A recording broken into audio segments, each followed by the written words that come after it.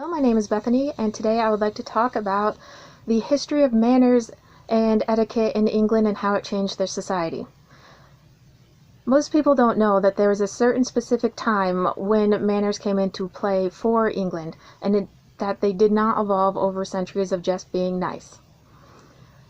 Their manners came from after the bloody battles between the Catholic and the Protestants, when William and Mary finally took over and their country settled down. According to the Reformation of Manners Society, the Monarchy and the English State, 1696 to 1714, by Karen Sonletter, it states that the Catholicism was linked not only with tyrannical government, but also moral decay. And because they were trying to separate themselves from the Catholicism, they wanted to put an end to what they believed was the moral decay that was coming from the Catholics. And so what they established was a reformation of manners societies. And the point of these societies was to effect a moral and spiritual reformation in both public and private life, and to enforce laws against vice and dissolute behavior.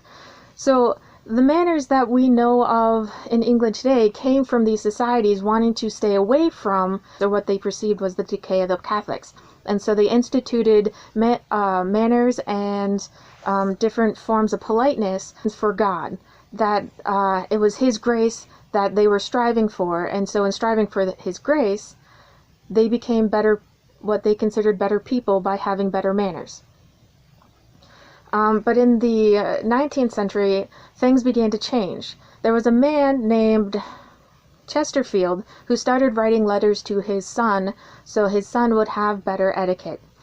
And in fact, it was Chesterfield's letter that the word etiquette first came about. In these letters, Chesterfield was no longer saying that etiquette was a part of reaching for God's grace. It was now a part of actually becoming more about man himself and about group, because etiquette had nothing apparently for him to do with God. According to Hegemony and Etiquette, an exploration on the transformation of practice and power in the 18th century by Georg Arditi.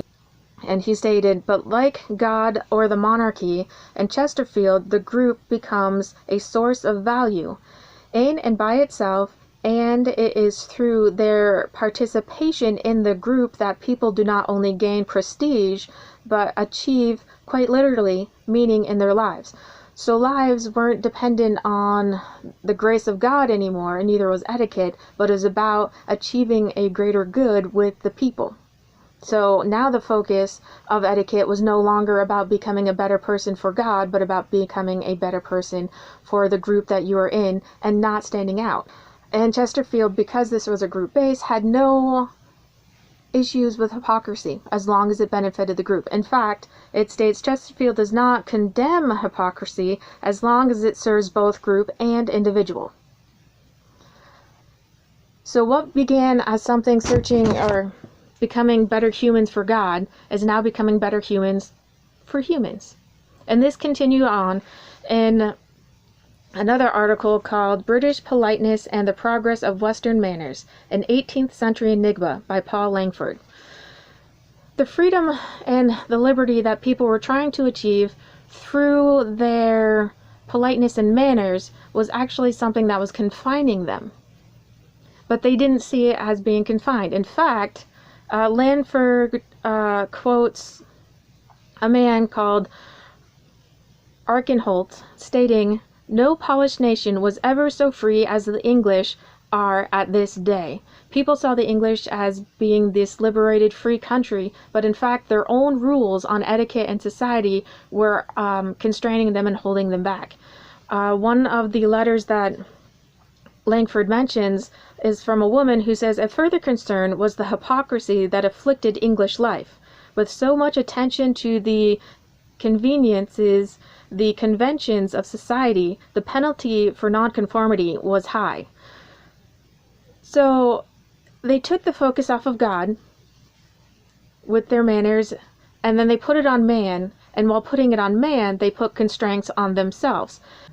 So manners honestly dictated how people rose and fall in this society, which seems odd considering that when we speak about manners, we think it's just an everyday part of life. But for this historical part of history, manners was not only part of life, but a part of their political life and a part of the way they survived in this society. There are 3 references that I used, and the first was The Formation of Manners Societies, The Monarchy and the English State, 1696 through 1714, by Karen Solnutter. She was very articulate in what she needed to say, very clear, and she always backed up her primary sources and secondary sources with other sources. Now, The Hegemony and Etiquette, an exploration on the transformation of practice and power in the 18th century England by Jorge Arditi. He basically stayed with the Chesterfield Letters, and then British Politeness and the Progress of Western Manners, an 18th century enigma by Paul Langford. He had sources upon sources upon sources. So I like these sources. They were very fun to read.